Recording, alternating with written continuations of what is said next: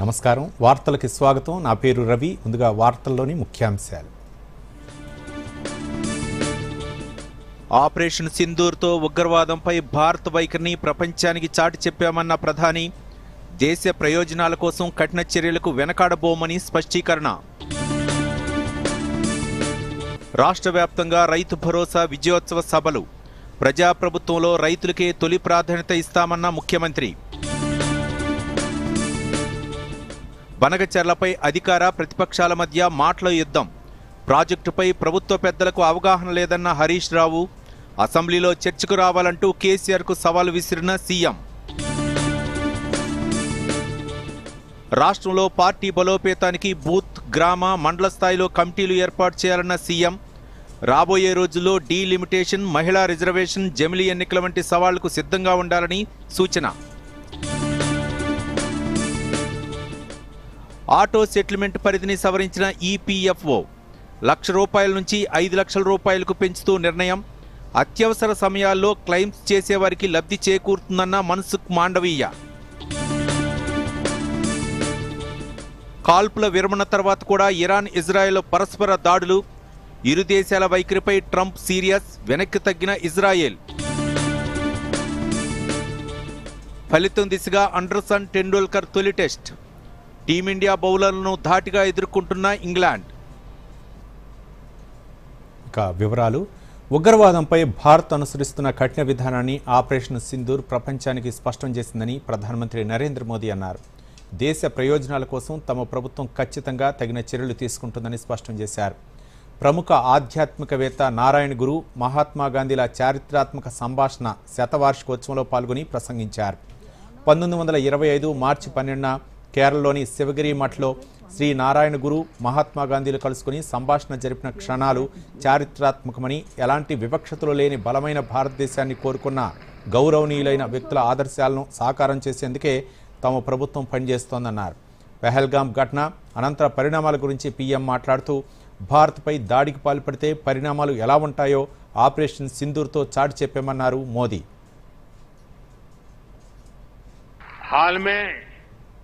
दुनिया ने ये भी देखा है कि भारत का सामर्थ्य क्या है ऑपरेशन सिंदूर आतंकवाद के खिलाफ भारत की कठोर नीति को दुनिया के सामने एकदम स्पष्ट कर दिया है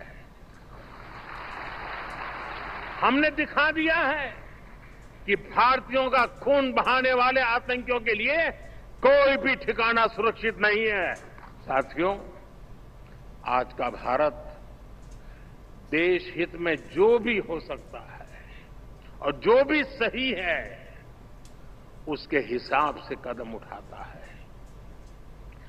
आज सैन्य जरूरतों के लिए भी भारत की विदेशों पर निर्भरता लगातार कम हो रही है हम डिफेंस सेक्टर में आत्मनिर्भर हो रहे हैं और इसका प्रभाव हमने ऑपरेशन सिंदूर के दौरान भी देखा है हमारी सेनाओं ने भारत में बने हथियारों से दुश्मन को 22 मिनट में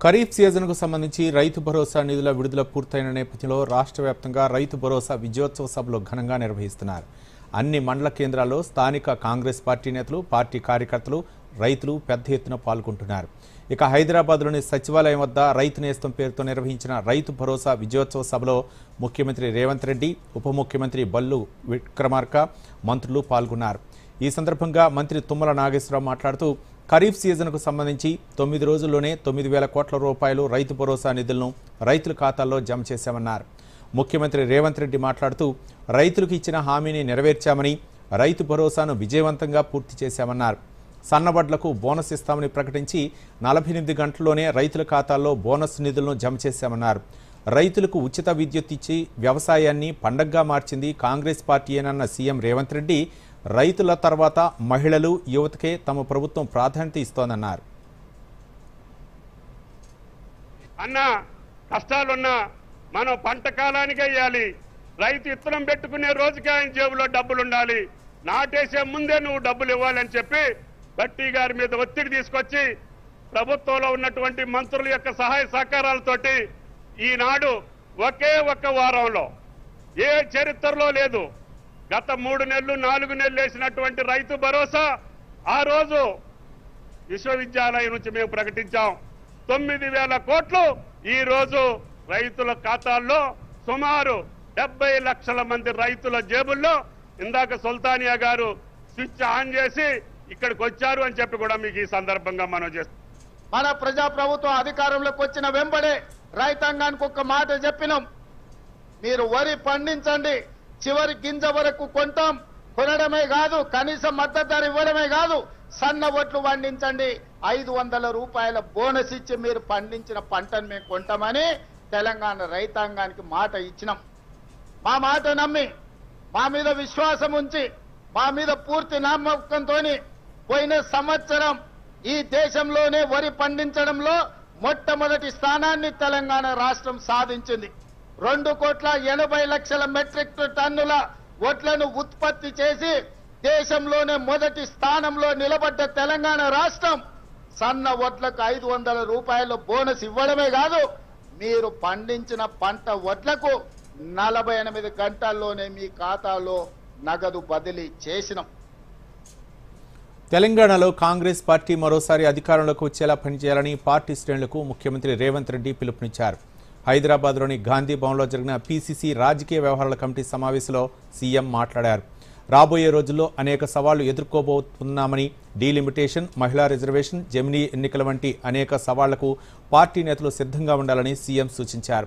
రాష్ట్రంలో కాంగ్రెస్ పార్టీ మరోసారి అధికారంలోకి రావాలంటే బూత్, గ్రామ, మండల స్థాయిలో పార్టీ కమిటీలు ఏర్పాటు కావాలని, కమిటీ నాయకులు క్షేత్రస్థాయిలో పనిచేయాల్సిందేనన్నారు.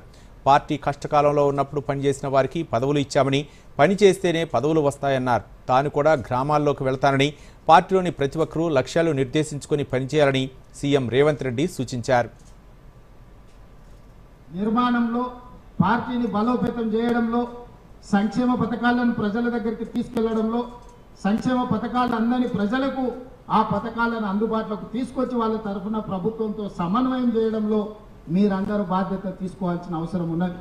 ఇవాళ రాబోయే స్థానిక సంస్థలలో నాయకుల ఎన్నికలు అయిపోయిన ఎమ్మెల్యేలు, ఎమ్మెల్సీలు, ఇప్పుడు కార్యకర్తల ఎన్నికలు రాబోతున్నాయి. కార్యకర్తల ఎన్నికల్లో ఎవరైతే కష్టపడతారో, కార్యకర్తలను కష్టపడి ఎవరైతే గెలిపించుకుంటారో వాళ్ళు తిరిగి నాయకులుగా రాష్ట్ర స్థాయికి ఎదుగుతారు. అందుకే ఈరోజు పార్టీ నిర్మాణంలో భాగస్వాములు కావాలి. స్థానిక సంస్థల ఎన్నికల్లో పార్టీ కార్యకర్తలను గెలిపించుకోవాలి. అప్పుడే పార్టీ బలోపేతం అవుతుంది. పార్టీ బలోపేతమైతే రెండవసారి కాంగ్రెస్ పార్టీ తిరిగి అధికారంలోకి వస్తుంది. రెండవసారి అధికారంలోకి రావడం మీ చేతుల్లోనే ఉంది. రాష్ట్రంలో 22,000 కోట్ల రూపాయల వ్యయంతో ఇందిరమ్మ ఇళ్ల నిర్మాణం చేపట్టామని ఉప ముఖ్యమంత్రి మల్లు భట్టి విక్రమార్క తెలిపారు. ఒక్కో అసెంబ్లీ స్థానంలో 3,000 ఇందిరమ్మ ఇళ్లు నిర్మిస్తున్నట్లు చెప్పారు. గాంధీ భవన్లో ఆయన మీడియాతో మాట్లాడుతూ ప్రభుత్వం చేపట్టిన సంక్షేమ కార్యక్రమాల గురించి వివరించారు. రాజీవ్ ఆరోగ్యశ్రీ కింద 10 లక్షల రూపాయల వరకు వైద్య సదుపాయం అందిస్తున్నామని తెలిపారు. దీంతో 94 లక్షల కుటుంబాలు లబ్ధి పొందుతున్నాయని వివరించారు. 6,000 కోట్ల రూపాయల విలువైన 189 కోట్లు ఉచిత బస్సు టికెట్లు ఇచ్చామని, మహిళా సంఘాలకు వడ్డీ లేని రుణాలు అందజేస్తున్నామన్నారు భట్టి విక్రమార్క. సంక్షేమ కార్యక్రమాలకు 95,351 కోట్లు ఖర్చు చేస్తున్నామని ఉప ముఖ్యమంత్రి చెప్పారు. ఇందిరమ్మ హౌసెస్ ఒక్కొక్క శాసనసభ నియోజకవర్గంలో 3,500 ఇళ్ల లెక్కన 4.5 లక్షల ఇళ్లని ఒకటేసారి 22,500 కోట్ల రూపాయలతో శాంక్షన్ చేసి ఈరోజు మొదలుపెట్టి ముందుకు పోతున్నటువంటి వైరాన్ని కూడా అభినందిస్తుంది. అట్లాగే మహాలక్ష్మి ఆర్టీసీ సంబంధించి ఈ రాష్ట్రంలో మహిళలందరూ దాదాపు 188 కోట్ల సార్లు ఇప్పటికీ ఈ ఉచిత బస్సు రవాణా సౌకర్యాన్ని వాడుకోవడం జరిగింది. దీనికి సంబంధించి ఒక 6,000 కోట్ల రూపాయల్ని రాష్ట్ర ప్రభుత్వం ఆర్థిక శాఖ నుంచి ఆర్టీసీ శాఖ చెల్లించి జరిగింది.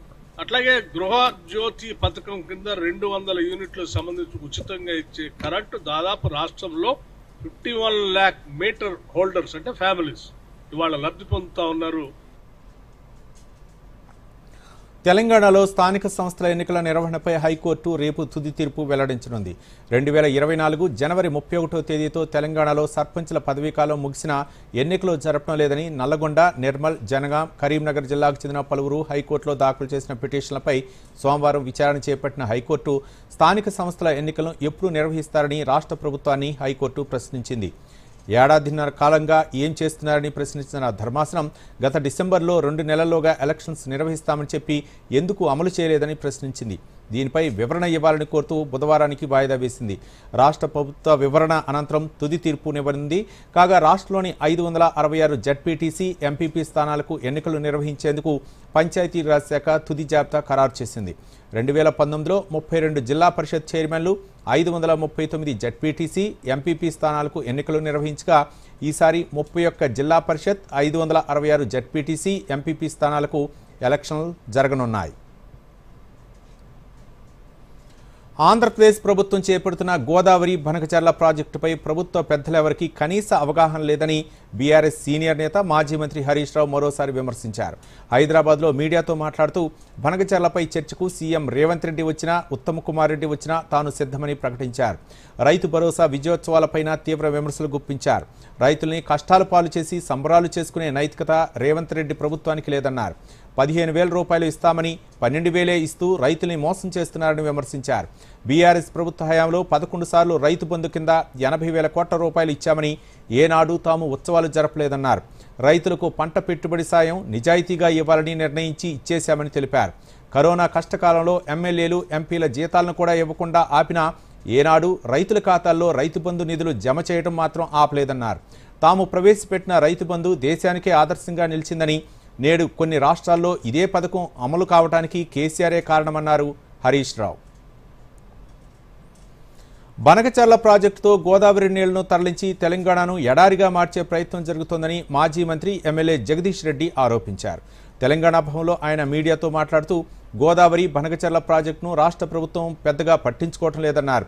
కేబినెట్లో ఈ ప్రాజెక్టుపై సీరియస్ చర్చ జరగలేదన్నారు. కృష్ణానది నీళ్ల విషయంలో రాష్ట్రానికి అన్యాయం జరిగిందని, గోదావరిలోనూ అన్యాయం చేయాలని చూస్తున్నారని పేర్కొన్నారు. గోదావరి బనకచర్లపై అన్ని పార్టీలు ఏకం కావాలని జగదీష్ రెడ్డి కోరారు. చంద్రబాబు నాయుడును చర్చలకు పిలవాలని ప్రభుత్వం నిర్ణయం తీసుకోవడం పనికిమాలిన చర్యగా పేర్కొన్నారు. వెంటనే అపెక్స్ కౌన్సిల్ నిర్వహించేలా కేంద్రాన్ని డిమాండ్ చేయాలన్నారు. గోదావరి నదీ జలాలు తెలంగాణ బతుకుదెరువు అంశమని, రాష్ట్ర ప్రభుత్వం చర్యలు సరైన మార్గంలో లేవని జగదీష్ రెడ్డి ఆరోపించారు.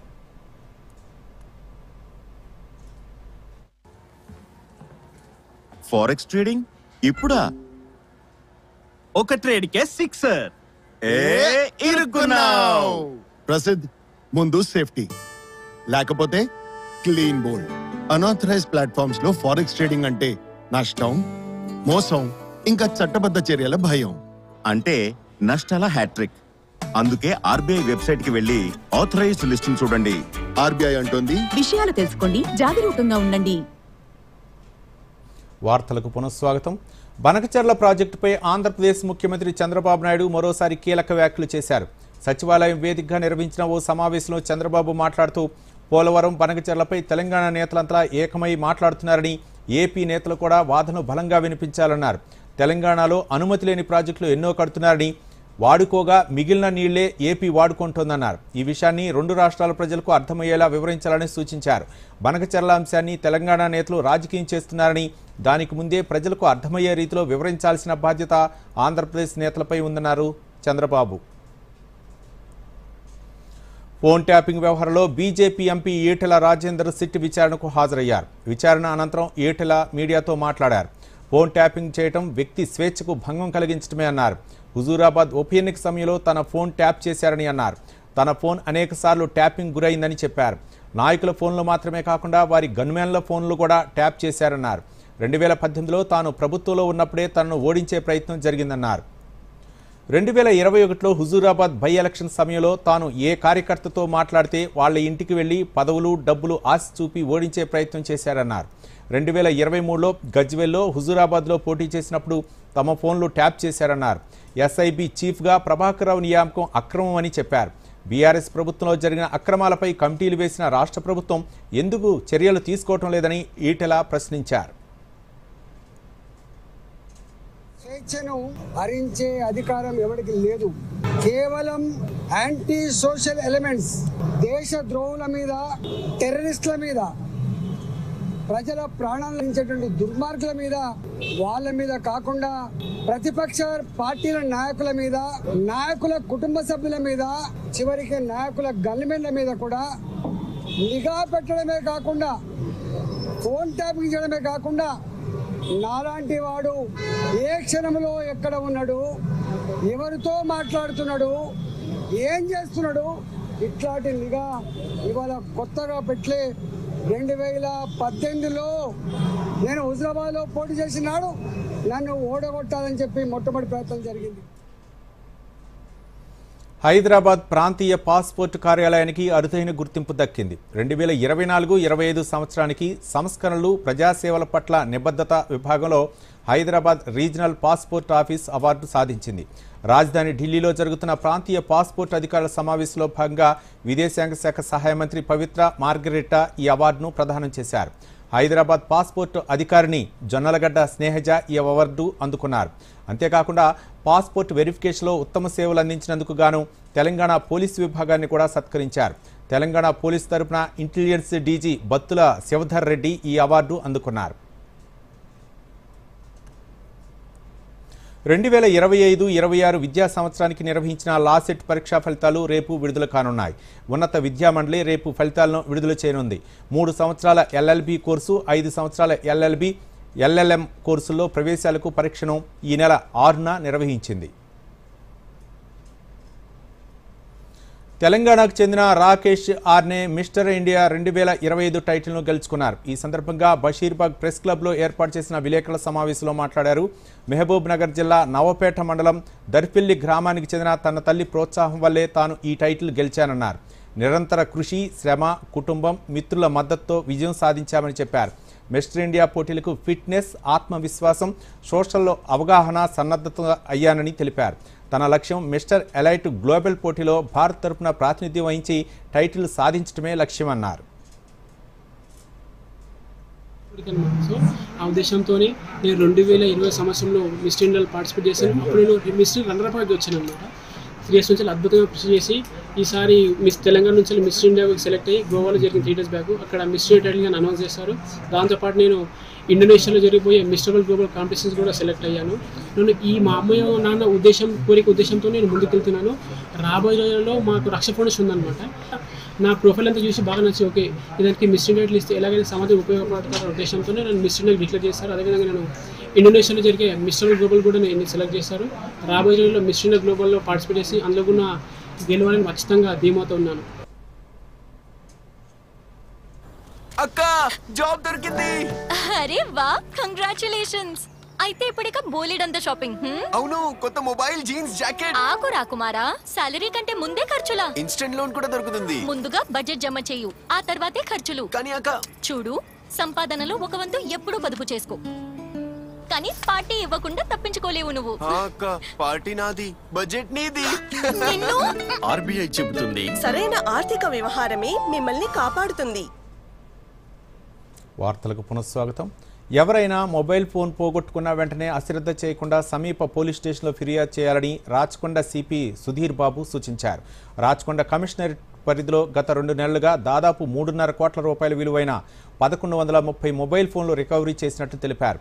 మల్కాజ్గిరి, నేరేడ్మెట్ సిపి కార్యాలయంలో వివరాలు వెల్లడించారు.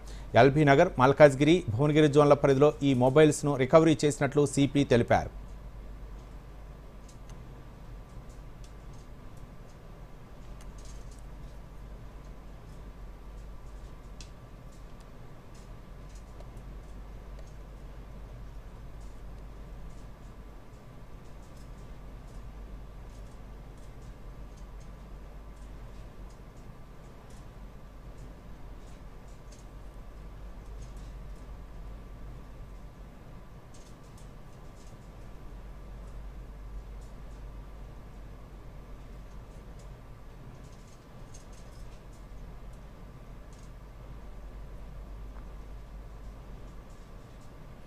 అహ్మదాబాద్లో ప్రమాదానికి గురైన ఎయిర్ ఇండియా విమానం బ్లాక్ బాక్స్ భారత్లోనే ఉందని కేంద్ర పౌర విమానయాన శాఖ మంత్రి కె రామ్మోహన్ నాయుడు తెలిపారు. ప్రమాదం అనంతరం ఘటనా స్థలం నుంచి స్వాధీనం చేసుకున్న బ్లాక్ బాక్స్ ధ్వంసమైందని దాన్ని విశ్లేషించేందుకు విదేశాలకు పంపుతున్నారంటూ వార్తలు వెలువడ్డాయి. దీనిపై తాజాగా కేంద్ర మంత్రి కె రామ్మోహన్ నాయుడు స్పందించారు. ఫిక్కీ కేంద్ర విమానయాన మంత్రిత్వ శాఖ సంయుక్త ఆధ్వర్యంలో పూణేలో జరిగిన helicopters and small air craft summit 2025 సందర్భంగా ఆయన మీడియాతో మాట్లాడుతూ air craft accident investigation bureau ఆ బ్లాక్ బాక్స్ను తనిఖీ చేస్తోందన్నారు. బ్లాక్ బాక్స్లోని సమాచారాన్ని విశ్లేషించేందుకు విదేశాలకు పంపారంటూ వస్తున్న వార్తల్లో వాస్తవం లేదన్నారు. అవన్నీ కేవలం ఊహాగానాలేనంటూ కొట్టిపారేశారు. బ్లాక్ బాక్స్లోని డేటాను విశ్లేషించేందుకు ఎన్ని రోజులు పడుతుందని మీడియా అడిగిన మరో ప్రశ్నకు సమాధానమిస్తూ డేటా విశ్లేషణ చాలా సాంకేతికతతో కూడిన వ్యవహారమని ఏఏఐబి దర్యాప్తు చేపట్టి మొత్తం ప్రక్రియను పరిశీలించేందుకు సమయం పడుతుందన్నారు. ఇరాన్ ఇజ్రాయెల్ మధ్య ఉద్రిక్తల నేపథ్యంలో ఆపరేషన్ సింధులో భాగంగా భారతీయులను సురక్షితంగా కేంద్ర ప్రభుత్వం భారత్ తరలిస్తోంది. ఇందులో భాగంగా తాజాగా ఇజ్రాయెల్ నుంచి 268 మంది ఢిల్లీకి చేరుకున్నారు. వాయుసేన ప్రత్యేక విమానంలో తరలించారు. ఢిల్లీ చేరుకున్న వారిని కేంద్ర సమాచార ప్రసార శాఖ సహాయ మంత్రి ఎల్ మురుగన్ రిసీవ్ చేసుకున్నారు. ఈ సందర్భంగా వారంతా జాతీయ జెండాలు చేతపూని భారత్ మాతాకి జై నినాదాలు చేశారు. ఇప్పటి వరకు ఇజ్రాయెల్ నుంచి మొత్తం 594 మంది భారతీయుల్ని తరలించారు. మహారాష్ట్ర అసెంబ్లీ ఎన్నికలపై లోక్సభ ప్రతిపక్ష నేత రాహుల్ గాంధీ చేసిన ఆరోపణలు ఎన్నికల సంఘం తోసిపుచ్చింది. నిబంధనల ప్రకారమే ఎలక్షన్స్ నిర్వహించామంది. మొత్తం ఎన్నికల ప్రక్రియ వికేంద్రీకృత పద్ధతిలో జరిగిందని పేర్కొంది. పార్లమెంట్ ఆమోదించిన ఎన్నికల చట్టాల ప్రకారం అన్ని ఎన్నికలు నిర్వహించబడతాయని ఎన్నికల సంఘం తెలిపింది. మొత్తం ఎన్నికల ప్రక్రియలో వివిధ రాజకీయ పార్టీలు నియమించిన బూత్ స్థాయి ఏజెంట్లతో సహా వేలాది మంది సిబ్బంది పాల్గొన్నారని ఎన్నికల సంఘం తెలిపింది. అన్ని అంశాలను చర్చించడానికి రావాలని రాహుల్ గాంధీని ఈసీ ఆహ్వానించింది. ముందస్తు ఉపసంహరణకు సంబంధించి ఆటో సెటిల్మెంట్ పరిధిని ఈపీఎఫ్ఓ సవరించింది. ప్రస్తుతం ₹1,00,000గా ఉన్న మొత్తాన్ని ₹5,00,000కు పెంచింది. తాజాగా తీసుకున్న ఈ నిర్ణయంతో ₹5,00,000 వరకు క్లెయిమ్స్ త్వరితగతిన సెటిల్ కానున్నాయి. అత్యవసర సమయాల్లో క్లెయిమ్స్ చేసే ఈపీఎఫ్ఓ సభ్యులకు దీనివల్ల లబ్ధి చేకూరనుంది. కేంద్ర కార్మిక శాఖ మంత్రి మన్సుఖ్ మాండవీయ ఈ విషయాన్ని ప్రకటించారు. కోవిడ్ సమయంలో ఆటో సెటిల్మెంట్ విధానాన్ని తొలిసారి ఈపీఎఫ్ఓ తీసుకురాగా సాధారణ క్లెయిమ్ సెటిల్మెంట్ను వేగవంతం చేసేందుకు ఆటో ప్రాసెసింగ్ విధానాన్ని తీసుకొచ్చింది. వివాహం, ఉన్నత విద్య, ఇంటిని కొనుగోలు చేయడం కోసం ఈపీఎఫ్ఓ ఆటో సెటిల్మెంట్ సౌకర్యాన్ని ప్రవేశపెట్టింది. దీని సాయంతో ఇకపై ₹5,00,000 వరకు మానవ ప్రమేయం లేకుండా వేగంగా క్లెయిమ్ పొందవచ్చు.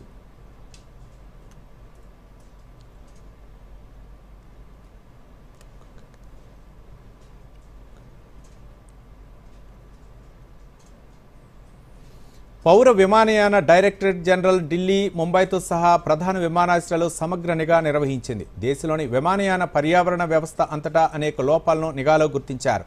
జాయింట్ డైరెక్టర్ జనరల్ డీజీసీఏ నేతృత్వంలోని 2 బృందాలు ప్రధాన విమానాశ్రయాల్లో సమగ్ర నిఘాను నిర్వహించాయి. ఇక ఇరాన్ ఇజ్రాయెల్ మధ్య కాల్పుల విరమణతో ఇక యుద్ధం ముగిసిందనుకున్న సంతోషం ఎంతోసేపు నిలవలేదు. ఒప్పందం కుదిరిన కొన్ని గంటలకే ఇరాన్ దాన్ని ఉల్లంఘించింది. తమ దేశంపై తాజాగా టెహ్రాన్ దాడులు చేసిందని టెల్ అవీవ్ ఆరోపించింది. తమ గగనతలంపైకి ఇరాన్ నుంచి బాలిస్టిక్ క్షిపణులు 2 దూసుకొచ్చాయని ఇజ్రాయెల్ సైన్యం ఐడిఎఫ్ పేర్కొంది. ఉత్తర ఇజ్రాయెల్ ప్రాంతంలో తదుపరి ఆదేశాలు వచ్చే వరకు ప్రజలు సురక్షిత ప్రాంతాల్లోనే ఉండాలని ఆదేశించింది. కాల్పుల విరమణ ఒప్పందాన్ని ఉల్లంఘించిన ఇరాన్పై గట్టిగా స్పందించాలని ఇజ్రాయెల్ సైన్యానికి ఆ దేశ రక్షణ మంత్రి కార్జ్ ఆదేశించారు. టెహ్రాన్లోని అతి ముఖ్యమైన ప్రాంతాలే లక్ష్యంగా దాడులు చేయాలని సూచించారు. ఇరాన్ నుంచి మరిన్ని దాడులు కొనసాగే అవకాశం ఉండటంతో త్రివిధ దళాలు ప్రతి దాడులకు సిద్ధంగా ఉండాలని ఆదేశించారు. కాల్పుల విరమణ తర్వాత కూడా ఇజ్రాయెల్ ఇరాన్ల మధ్య దాడులు కొనసాగుతుండటంపై అమెరికా అధ్యక్షుడు డొనాల్డ్ ట్రంప్ తీవ్ర ఆగ్రహం వ్యక్తం చేశారు. కాల్పుల విరమణ కుదిరినప్పటికీ ఇరు దేశాలు పరస్పరం దాడులు చేసుకోవడాన్ని తీవ్రంగా తప్పుపట్టారు. ఇరాన్, ఇజ్రాయెల్ కాల్పుల విరమణ ఉల్లంఘించాయన్నారు. ఈ క్రమంలో తక్షణమే పైలట్లను వెనక్కి రప్పించాలని ఇజ్రాయెల్కు ట్రంప్ హెచ్చరికలు జారీ చేశారు.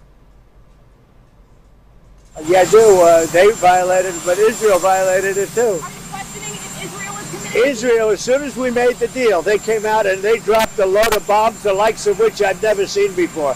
The biggest load that we've seen. I'm not happy with Israel. You know, when I say, okay, now you have 12 hours, you don't go out in the first hour and just drop everything you have on them. So I'm not happy with them. I'm not happy with Iran either. But I'm really unhappy if Israel's going out this morning because of one rocket that didn't land, that was shot, perhaps by mistake, that didn't land. I'm not happy about that. Iran Israel మధ్య కాల్పుల విరమణను భారత్ స్వాగతించింది. ఈ ప్రాంతంలోని సంఘర్షణలను పరిష్కరించడానికి చర్చలు దౌత్యం తప్ప ప్రత్యామ్నాయం లేదని విదేశాంగ మంత్రిత్వ శాఖ ఒక ప్రకటనలో పునరుద్ఘాటించింది. ఈ ప్రయత్నాల్లో భారత్ తన వంతు పాత్ర పోషించడానికి సిద్ధంగా ఉందని తెలిపింది. ఈ అంశంలో శాంతి స్థిరత్వం కోసం కృషి చేస్తామని ఆశిస్తున్నట్లు కేంద్ర మంత్రిత్వ శాఖ వెల్లడించింది. పశ్చిమాసియాలో ఉద్రిక్తల కారణంగా కలవరపెట్టిన క్రూడాయిల్ ధరలు ఒక్కసారిగా దిగొచ్చాయి. ఇజ్రాయెల్, ఇరాన్ కాల్పుల విరమణకు అంగీకరించాయంటూ అమెరికా అధ్యక్షుడు డొనాల్డ్ ట్రంప్ ప్రకటించడంతో ముడి చమురు ధరలు 5% తగ్గాయి. బ్రెంట్ క్రూడాయిల్ ధర ప్రస్తుతం $67.95 వద్ద కొనసాగుతుండగా ఇంటర్మీడియట్ క్రూడాయిల్ ధర $65 వద్ద కొనసాగుతోంది. హార్మజ్ జలసంధి మూసివేస్తామన్న ఇరాన్ ప్రకటనతో ఒక్కసారిగా పెరిగిన క్రూడాయిల్ ధరలు ఓ దశలో $80 దాటే అవకాశం కనిపించింది.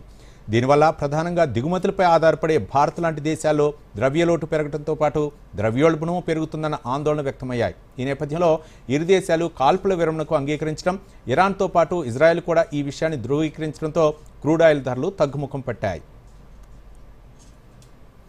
లీడ్స్ వేదికగా భారత్ ఇంగ్లాండ్ జట్ల మధ్య జరుగుతున్న తొలి టెస్ట్ మ్యాచ్ ఆసక్తికరంగా సాగుతుంది. 371 పరుగుల విజయ లక్ష్యంతో బరిలోకి దిగిన ఇంగ్లాండ్కు మంచి ఓపెనింగ్ లభించింది. జాక్ క్రాలీ 65 పరుగులు, బెన్ డకెట్ 149 పరుగులతో రాణించడంతో ఇంగ్లాండ్ గెలుపు సునాయాసంగా కనిపించింది.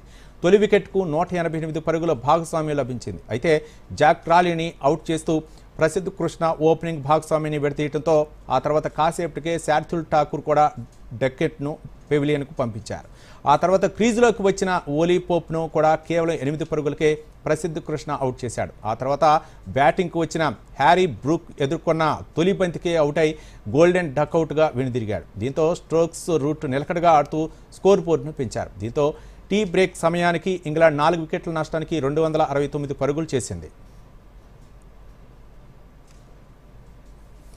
మరోసారి ముఖ్యాంశాలతో ఈ వార్తల్ని ముగిద్దాం. నమస్కారం.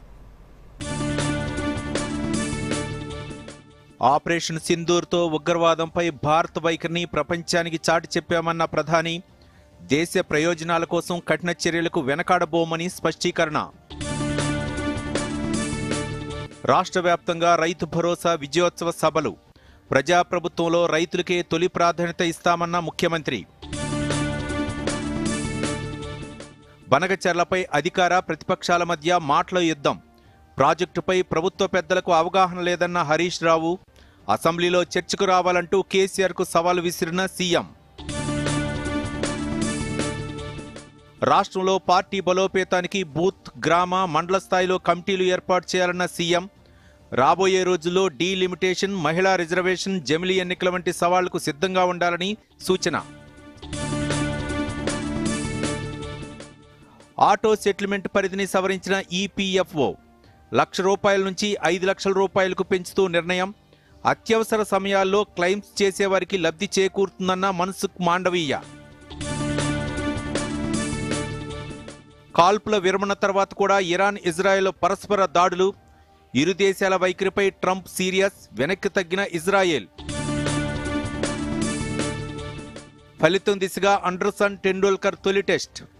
టీమిండియా బౌలర్లను ధాటిగా ఎదుర్కొంటున్న ఇంగ్లాండ్. దూరదర్శన్ యాదగిరి వార్తలను ఇప్పుడు సోషల్ మీడియాలో కూడా చూడొచ్చు. యూట్యూబ్ అయితే డిడి న్యూస్ తెలంగాణ, ఎక్స్ వేదికగా అయితే DD news Telangana @DD Yadagiri news, Facebook అయితే డిడి న్యూస్ తెలంగాణలో చూసి సబ్స్క్రైబ్ చేసి లైక్ చేయండి, షేర్ చేయండి.